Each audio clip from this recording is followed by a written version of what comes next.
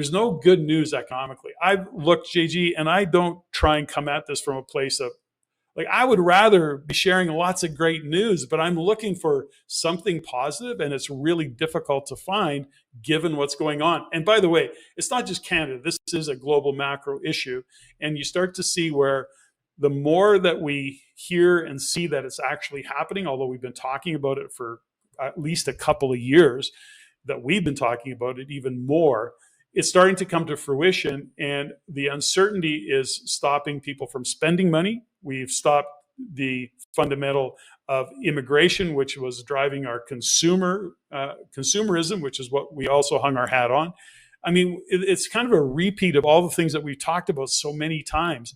The frustration that we've talked about. Maybe we should talk about the weather, Patrick. Maybe we should talk about the beautiful weather we had this summer. It's Maybe that would be positive. Who knows? It's been unbelievable. So where is this all going? We've got an uncertain government that keeps blaming the U.S. And yes, what the tariffs are doing is certainly having some impact. The most recent one is we're going to tariff the movie industry. But let's just give an example of that tariff. They're going to tariff the movie industry. That's the threat. They won't do it. They will do some version of it, but everybody buys into this announcement. That, in fact, has everybody touch the brake.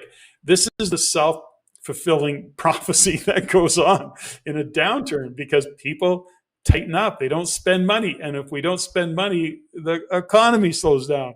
So this is the challenges that we're facing in all of it. So when we look at the housing market, when we look at investors, when we look at liquidity drying up, it's hard to hang your hat on something and say, well, let's go this direction.